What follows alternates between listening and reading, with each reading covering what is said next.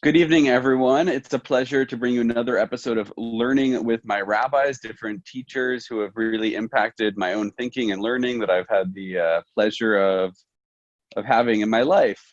And tonight we have a very special guest, Rabbi Shoshana Cohen, who was one of my Talmud teachers at the Conservative Yeshiva when I was there in Israel. And she's coming to us all the way from Eretz Yisrael right now. So thank you, Rabbi. It's a pleasure to have you with us. Great to be here. Really excited to talk to you guys. I want to just kind of dive right in. You teach Talmud and Midrash and Gender Studies at the Conservative Yeshiva. But just could you give us a little background? What brought you to Jewish text? Because you clearly love it so much. What is it I do. that started that love? Right. So I grew up mostly in Los Angeles, and I went to a Solomon Schechter day school, and I also went to an Orthodox synagogue. And both of those places gave me kind of different important things. The day school gave me a strong sense of Hebrew and also a strong sense of egalitarianism. And there was something about growing up in an Orthodox synagogue that gave me this sort of, I guess, love for Yiddishkeit. And so I think being from a very young age, I really liked to study Torah. I have very, very young memories of studying Torah with my father. And I also really liked to participate in services as much as I could in school. And then there were limitations with what I could do at synagogue. And so I think part of my journey comes from a just fundamental love of this stuff. I just always like to think about that stuff. I always like to learn Mishnah and learn Torah. And part of it also came from a sense of kind of a mission that I, as a woman, should be able to do this kind of stuff. And there was a sort of drive that I had based on sort of being in the middle between those two worlds. Going off that topic, right, you said that part of it was, as a woman, you wanted to kind of show that you could study these things and learn them in depth. And now you have semikha, which you got not through one of the kind of traditional rabbinical schools, but with Rabbi Landes, who was actually a teacher of mine, or was the head of the yeshiva when I was at Pardes. I didn't get the pleasure of learning with him personally, except in big public lectures. I'm sure it really was a treat getting to learn with him. What brought you towards that type of a program as opposed to one of the conservative or Masorti routes that have been ordaining women for a bit now already? Right. So I'll talk a little bit more about how I got to Rav Landes in the end, because I would say in some sense that was a sort of ending point of a long journey. I went to study, and after high school, I went to study for a year in Israel at Midrash at Lindenbaum, which is one of the primary kind of institutions for learning for women in Israel. And it was in the early 2000s. So that meant that kind of this high level learning for women was something that had already been going for a little while. And it was kind of like really gaining steam at that point. So it was very exciting to be part of that. I was part of the first class of girls who went to the army. It was like a Hesder program for girls. So I didn't end up going to the army. I came and went back to the United States. But there was a sense that like this movement of women learning Talmud at a high level was actually kind of coming into its own at the time when I was involved in it. And so I think that was what was really, there was something very compelling about that world of what we call the Midrashot, of women's yeshivot in Israel, that I felt really connected to. And so I was sort of, even after I came back to the States and did my BA at Brandeis, I was sort of trying to recreate that experience, that yeshiva, intensive yeshiva kind of experience that I had in Israel when I was 18. And that meant at Brandeis, I was spending a lot of time in the Beit Midrash, learning all the time. And I went back to Israel to another institution called Matan, which is another institution of high-level learning for women. That one's for women who are slightly older. And I was in a program learning only Talmud for 3 years, all day, every day, fully funded, and no halacha, no Tanakh, just Talmud.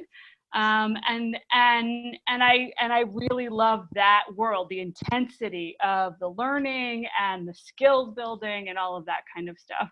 And then I spent some time at the Hartman Institute, and I learned pedagogy there and did a couple other fellowships, a feminist fellowship there. But a lot of that initial experience of kind of being in yeshiva was something that I felt was really important to my journey, and was something that was the kind of learning that I wanted to do.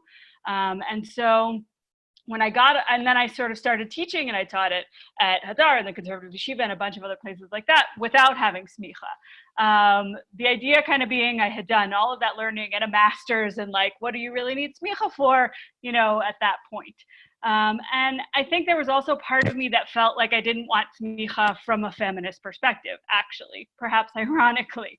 I think for a long time, certainly in my middle to late my 20s, I was sort of thinking feminists, I want to have a Judaism that involves empowerment, where I'm a teacher who empowers people to make their own decisions. And I don't really necessarily want to be in the position of telling people what they have to do, right? Halachically or pastorally or whatever it is. I want to enable people rather than be in a hierarchical position. And so for a long time, I kind of didn't want to get semikha from that perspective. And then Rav Landes started this program and basically got a bunch of us together who were many of us in a similar position to me, women who had learned a lot and for a variety of reasons hadn't really gotten semikha.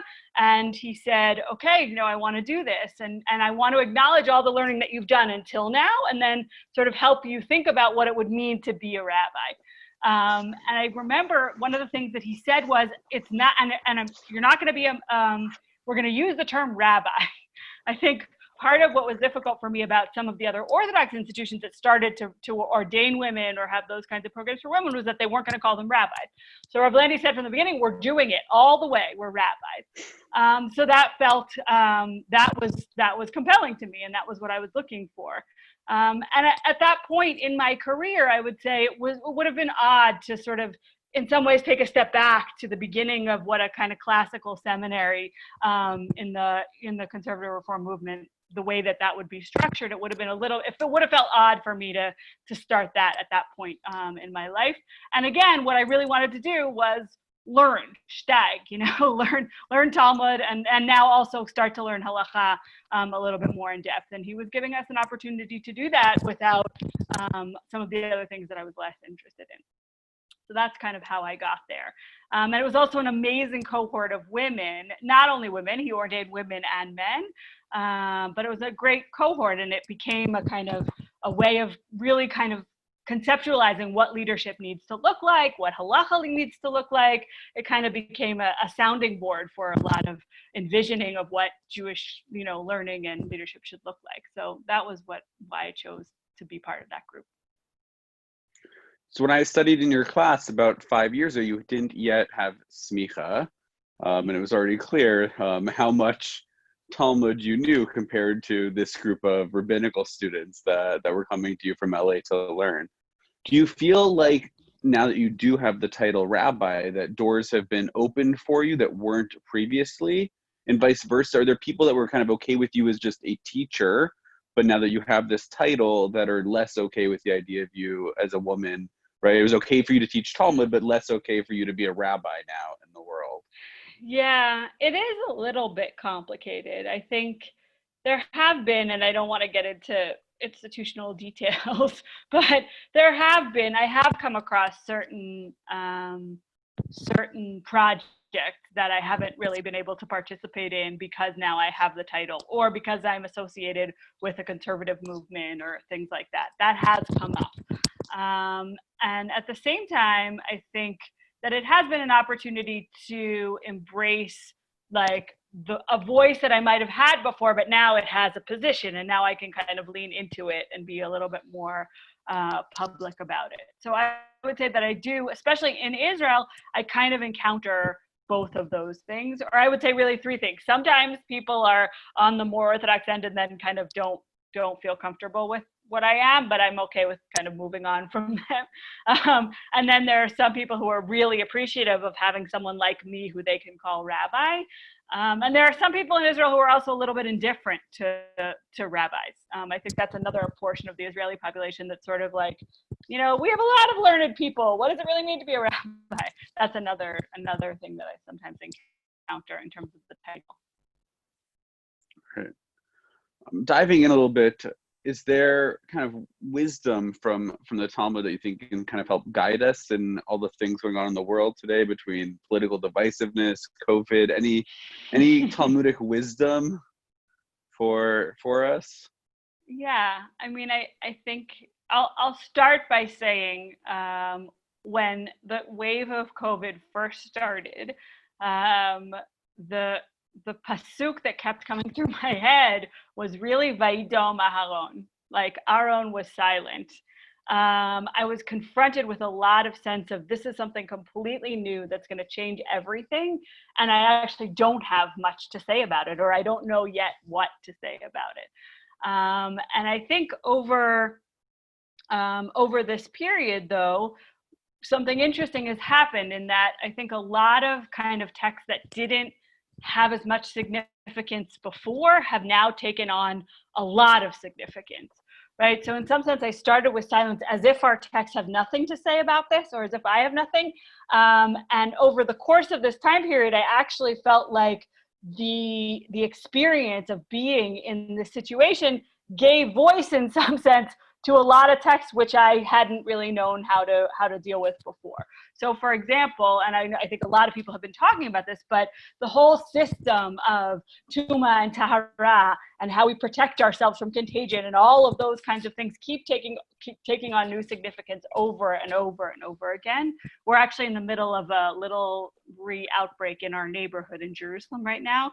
So again, this whole question of like what level of contact have you had with a contagious person is now something that we're spending a lot of time thinking about. This sense of kind of home and protecting ourselves within our home is something that I've been talking about a lot in general.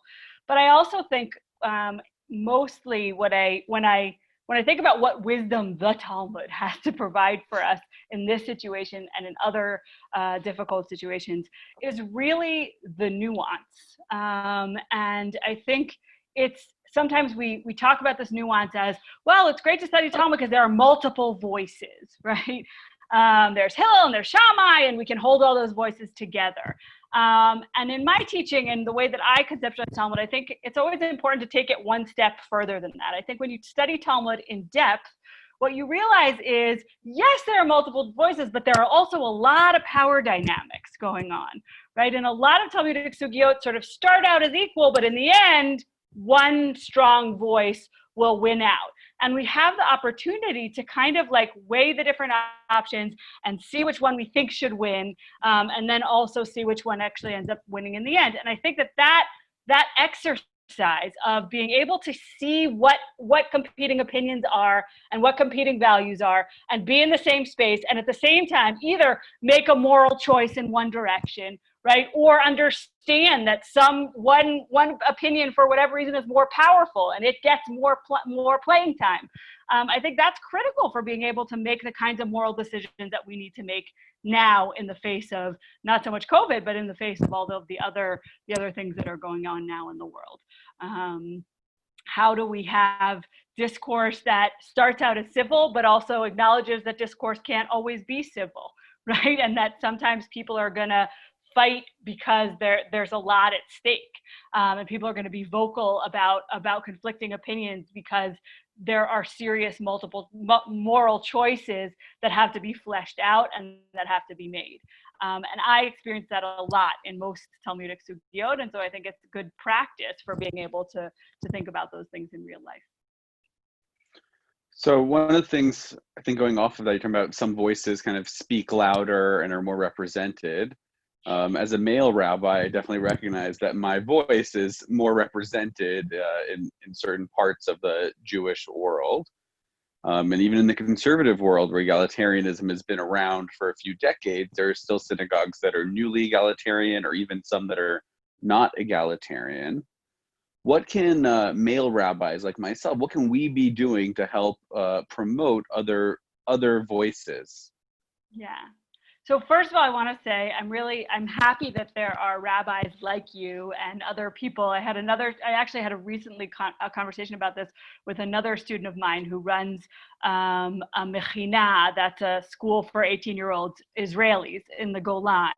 And he also called me and sort of asked the same question of like, okay, what do I do? I have this space which is ostensibly egalitarian, and for certain reasons, either women's voices are not as strong, or the female students are not participating in all of the activities, or they're not making themselves present. So I think one of the steps is obviously there's an awareness that we kind of want to get there, right? And we as male allies are excited and passionate about helping us get there. So that's one step. I think some of it, I don't know how it works in your community exactly, but I think some of it is about having an explicit conversation about it, okay, laying on the table, why is this hard? And I do think we need to be realistic. I'll be realistic about my own journey. It wasn't easy to find my voice, both as a rabbi and as a full participant in shul. I didn't grow up in that way. I sort of was always pushing the boundaries, but I didn't grow up leading Shachrit. And I didn't grow up reading Torah, even though I kind of learned how to read Torah on the side. And there's a lot of emotional and psychological barriers that we're carrying as people who have been excluded for a long time.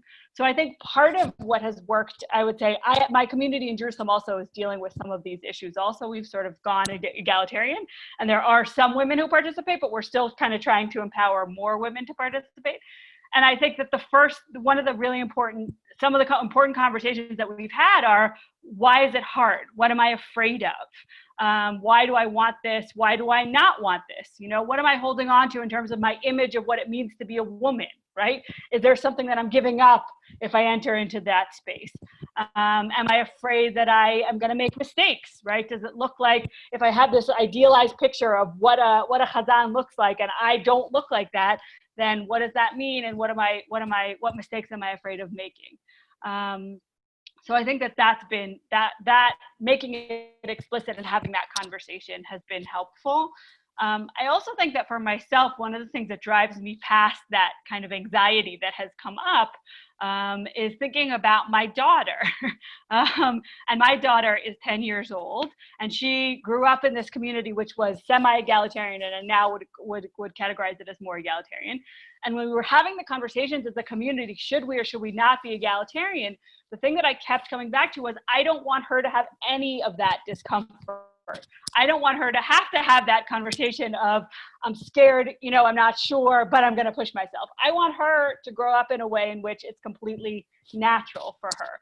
And that kind of, I think, was helpful to me, and I think some of my friends, to kind of like push ourselves out of whatever issues we might have and be like, this is maybe not about you or your comfort. Part of it is about creating an empowering and safe and supportive space for the next generation. So I think that's actually a really important issue and something I've seen play out, because when I talk to some of our older congregants, they very much were in favor and voted so that other women could have the opportunity to put on tefillin, but it's not something that they want to do themselves. And at the same time, when I talk to our younger congregants, our bat mitzvah students that I meet with, they tell me they don't want to wear a talit at their bat mitzvah or put on tefillin because they don't see any other women in the community really doing it, and they don't want to stand out. So it's something that I've struggled with. One of the suggestions someone had was that we just require all women on the Bema to wear talit, like we require all men. Yeah.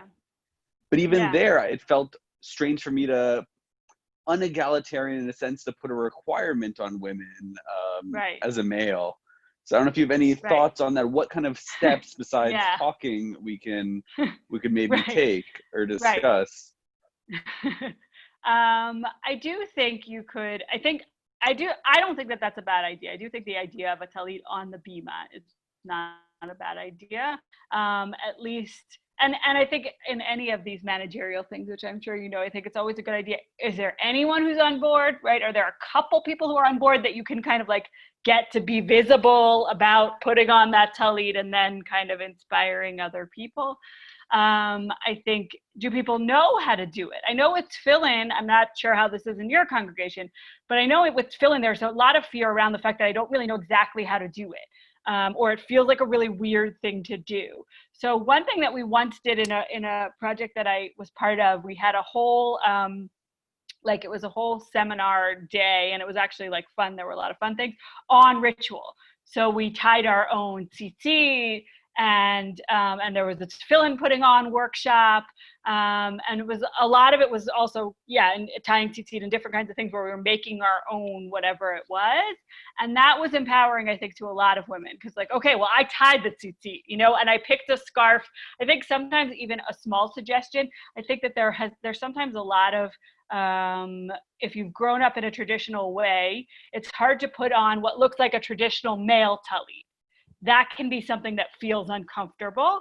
I know in my community, people have made talitot from pashmina scarves, and they put on their own corners and their own tzitzit. And that was a way of kind of like, this is something that I would wear. And now I can think about, this is my arba kanfot. This is what I would wear anyway. And I'm taking on this mitzvah. That's what it says in the Torah. If you have a four-corner garment, you should put tzitzit on it. And there's something about that experience of wearing something that's already comfortable and then using it that was very helpful for us. So I would say some of that workshopping can be helpful. That's not to say that, teens are tough, and peer pressure is hard. And I also have felt, frustrated teaching native kids, and native kids are also been like very motivated and very into stuff. And then they'll say, but I don't want to be the only one. So, beyond kind of trying to engineer little groups of cool people, right, who do it, which is a way to do it. I think camps have thought about that, of like, who are the cool kids and how can we get them to put on tefillin, and then it'll be a thing.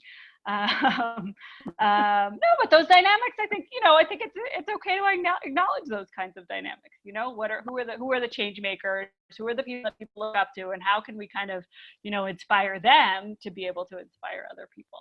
I don't know if that's I will say one other thing. I think another thing to say is it's not all or nothing. Are you losing me? Sorry. Oh no, we get frozen. For a second. I think you're back now. The audio seems synced up again. Okay. Can you hear me? We're back now, I think. Yeah, I can. Mm-hmm.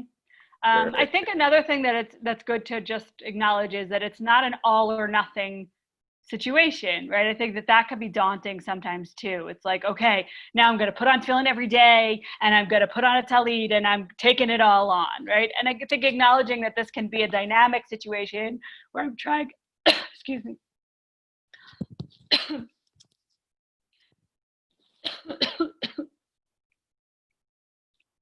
where I'm kind of trying things out, can also be a little bit liberating.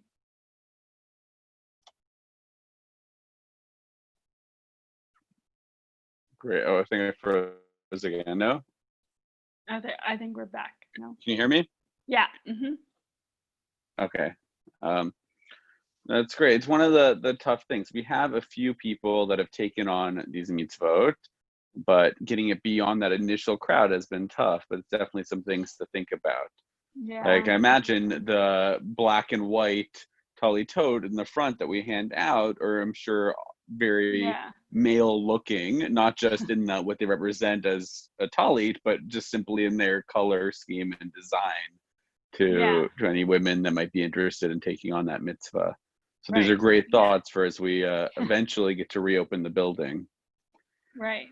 No, and I think also the other thing that I'll say about that is I think it's very personal, right? Like in terms of, am I a woman? If I want to take this on, do I want to take it on in the way that it's been classically done as a male mitzvah? And that's my activism and my joining this is joining how it's supposed to be. And I think some women feel like that. And I think other women feel more like, I want to kind of bring the mitzvot to me in a place that is a little bit more comfortable in terms of the way that I act in my life.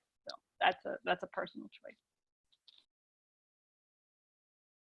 Okay. All right, we're back. We're back.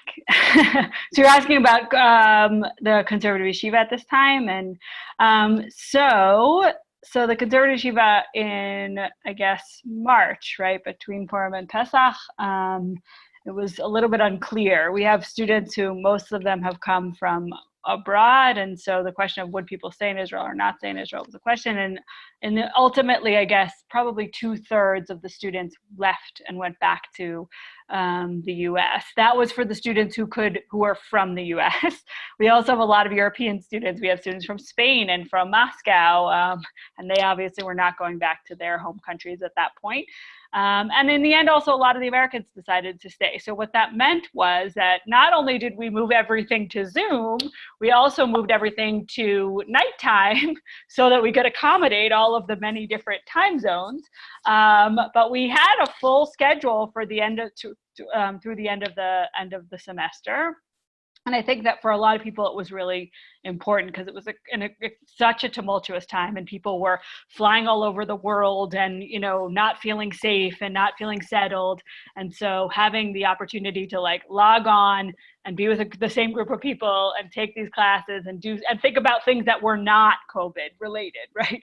We were learning Baba Batra, which is a lot about land acquisitions and relationships between neighbors and all kinds of things like that. And I think that escape was really important for a lot of people, and it sort of held them through. So it took a while. We were mostly focused really on getting our own students a full program. And as time went on, we started to add more public lectures also, all the opportunities that Zoom allows us to invite more people into our Beit Midrash. And I think Josh Culp is doing a lot of work, teaching the broader community all kinds of different Talmudic things. And I did a series actually on text and diaspora and homeland, and thinking about a lot of those issues around Yom HaAtzmaut. So it's been an opportunity. And we'll see, I think, like many institutions in the Jewish world and many institutions that rely on philanthropy in general, the future is uncertain. We're going to do the best we can to get through the summer to do some online programming. I'm on furlough and not going to be participating in that. But hopefully in the fall, we'll be able to come back with a bang. So we'll see, not clear. In Israel, I think, it's actually interesting. If you talked to me a couple days ago, I would say that Israel is in a different place, and now kids have gone back to school, and a lot of we've opened restaurants and bars and all kinds of things like that, and that has happened. And at the same time, like I said, our neighborhood actually has now there's a new outbreak that's going on, and many people are going to go back into quarantine, it seems. So I think there are a lot of new questions about where exactly we are within the pandemic itself. Yeah, Israel seemed to lock down very quickly and then start to open up. Yeah. But it sounds like you're locking down a little bit again. I know, 2 days ago, I said, well, Israel really got it. We looked at Italy and we shut down completely immediately. And the truth is, I think that did definitely, that was I do think that was the right decision. I do think it's very likely that a lot of lives were saved. And I have a friend who's an emergency room nurse at Shaare Tzedek, and just hearing what was going on there in terms of really getting a hold on what needs to be done was something that was really inspiring. So we'll see if we'll be able to handle this next round. I don't know.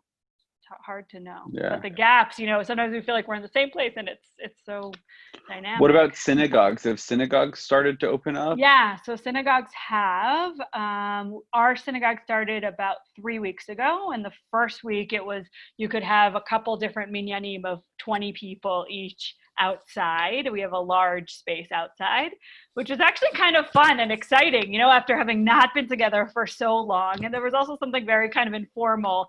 Everyone had to sign up. But once you got there, it was a little informal, and there were these little minyanim. And then the next week, it was 50 people. We had friends who had a bar mitzvah on that second week, and they didn't know whether they were going to be able to have 20 people at their bar mitzvah or 50 people at their bar mitzvah. Wow. But that also, there was something about that bar mitzvah that was also very kind of inspiring in that this is what needs to happen for a bar mitzvah. You know, like the kids have to read from the Torah. That's what needs to happen. You know, and I think that I think one of the lessons I definitely feel like we're learning, hopefully, you know, in the end from COVID, if we get through this and people are safe, is what's really necessary and what's really important.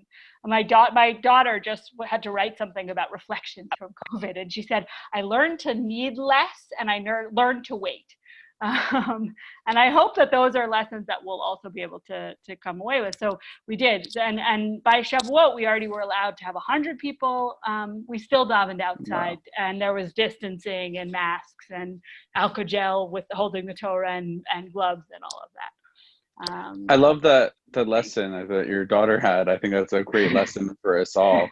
It's one of the things I've very much seen.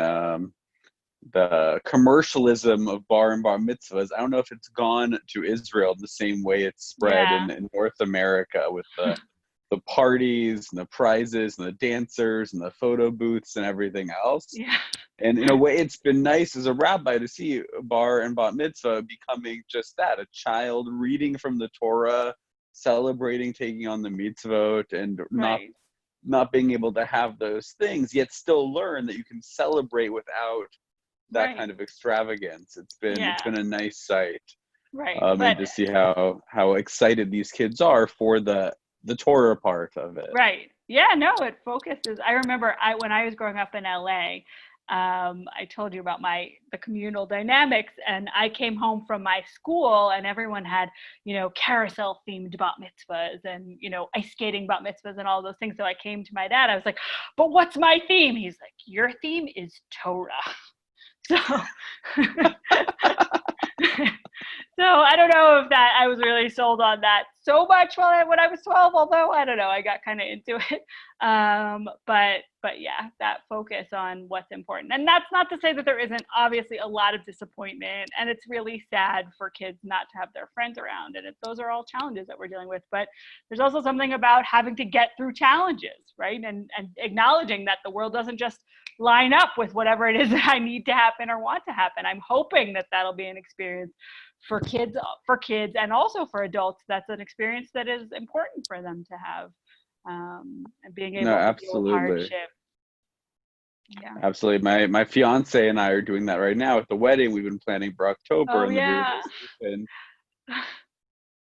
a lot of what we planned is not going to go the way we planned, but I think it's great because it focuses you on what you're really there to celebrate at these smachot. Is not the party, not the caterer, not the band. You're there to celebrate the occasion, the simcha, which is nice in a way. It's going back to the basics. Right. Mazal tov also. Thank you.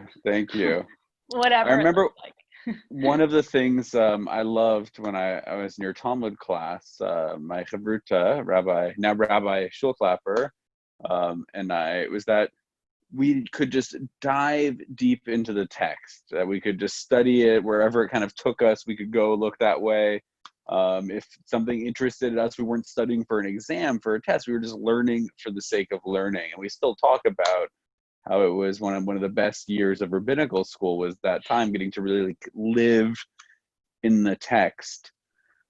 Is there, for those of my congregants and there anyone watching that doesn't have a lot of Talmudic experience, where would you recommend somebody start if they wanted to kind of get into that? What is a good resource for somebody new to Talmud? I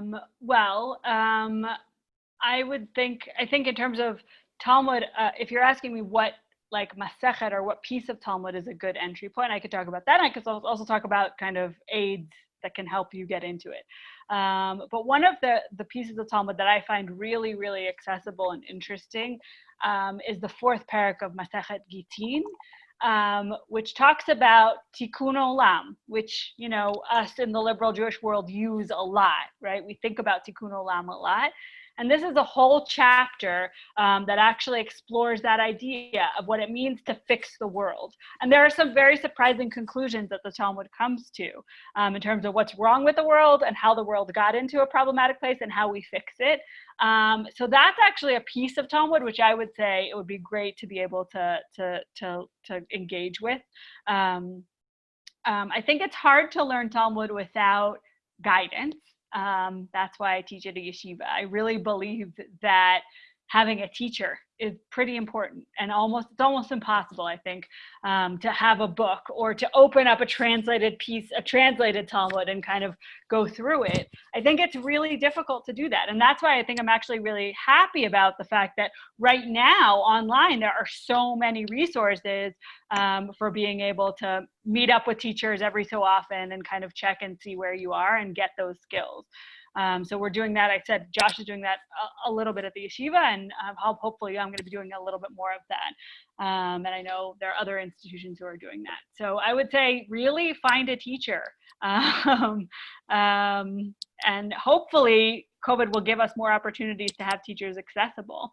Obviously, that's though, great. Sefaria is a great resource, and you can kind of get in and poke around there. And I think the other suggestion that I often have for beginning students is you'll get to Talmud, but also something that you can do is study a lot of Mishnah.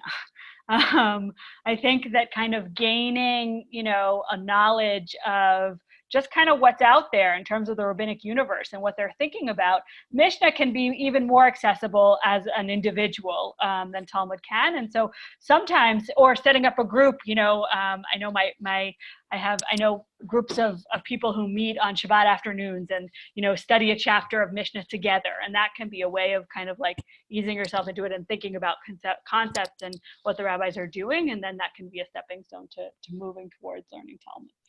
No, it's great. Definitely when the new round of Daf Yomi started, I knew many people that were just reading a page of Talmud because Sefaria and Steinsaltz make it so accessible to just read it. And I was saying that you need to find a podcast at least at minimum, because without somebody unpacking it for you, it's meaningless. Even if you just understand what the words mean, you're not understanding the text. So it's great. Yeah, I think it's meaningless. And also I think if your goal is to consciously gain ability to study more, then it's really important to have someone over your shoulder saying, okay, see, notice this, look, we saw this before, now you've gained this skill or this word or this, that kind of thing. So that I think is really, really important. And there are so many great materials out there now to be able to. Absolutely. So if anyone tuning in wants to kind of hear more from you or learn more, are there places they can go where you're writing online or teaching online or anything of the sort? Right now, or they have to get on a plane and come to Israel. You can contact me through the yeshiva. You can still contact me through the yeshiva, and I do have some presence on Facebook, so you can also try to kind of find me on Facebook. Those are kind of the places where hopefully you can look out at my Facebook page and look out at the yeshiva, and hopefully I'll be there. I write sometimes for the Torah Sparks. You might get those at your congregation, and we'll see. Some of the time that I have from teaching hopefully will allow me to do a little bit more of that writing in those public classes. So stay tuned. That's great. The final question I ask everyone is there. A piece of Torah that's just kind of sat with you for a long period of time. We talked a little bit before about COVID, but just in general, unrelated, is there a text, a comment, anything that really is like your piece of Torah?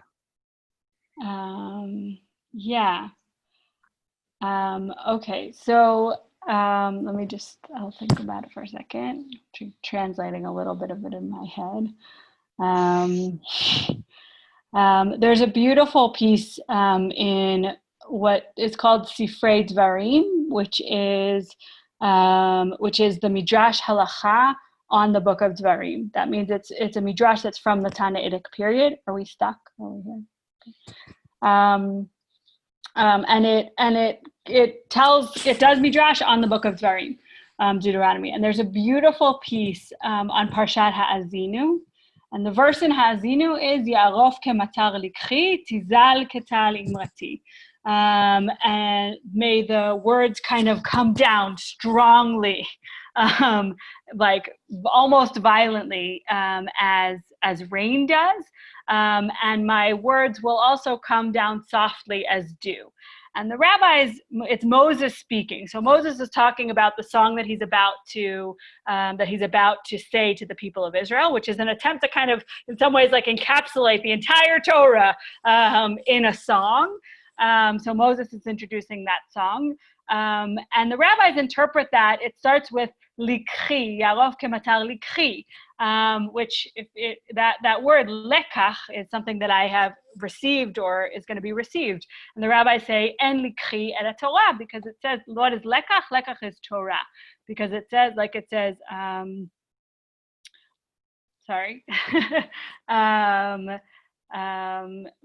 That word lekach means Torah, something that we've received. And then the rabbis kind of wax into this whole beautiful poetic description of Torah as water. And what's so beautiful about it is they really play on both of those aspects, that rain coming down really hard and that dew coming down really softly. And they say sometimes when you enter Torah, it feels like you're basically in a crazy storm, and it feels really hard. And sometimes they say there are bits of Torah that feel like they're almost hurtful to us. That word ya'arof, like egla rufa, is like beheading, right? Sometimes when we encounter Torah, it can feel really hard and difficult. And at the same time, Torah can also be this force of kind of like gentle dew that helps the grasses grow. And they describe, students feeling like they're being kind of gently showered with Torah and getting exactly what it is that they need in order to be able to grow for themselves. And I always come back to that text, and I think that people definitely should, Sifrei Ha'azinu. If you're interested in kind of just thinking about what it means to be a student of Torah and what I can have in terms of Torah being something that's real and alive and inspiring and life-giving and also sometimes threatening, I really suggest that text. It's a really beautiful text. So that's one that I come back to a lot. That's great. I love it. It's something I always tell people. One of the things I love about Torah is that we don't copy paste just the good parts. There are parts in it that we disagree with, that we struggle with, and that's part of learning Torah, is reading those things as well as the things that you find inspiring and meaningful and you agree with. It forces us to look at things differently. Yeah. No, and to me, I think that's one of the most important things of what it means for a Torah to be Torah Chaim, is that it should be comfortable, but it should also be uncomfortable, and it should help us look at the uncomfortable parts of the world. There are pieces of Torah that are unjust. That happens sometimes, but the world is unjust, and sometimes engaging with the unjust parts of Torah can help us then look and see what still needs fixing in our world. So that's an important part of what I think Torah needs to be. Great. Well, thank you so much, Rabbi, for being with us. It's really a pleasure to get to learn with you again and to share some of your teachings with my community, because you definitely impacted my own thinking and my own rabbinate. So thank you for joining us all the way from Israel. And have a wonderful rest of your night. Thank you everyone else for tuning in and watching. If you don't love your neighbor, if you gossip about him, if you never have mercy, if he gets into trouble and you don't try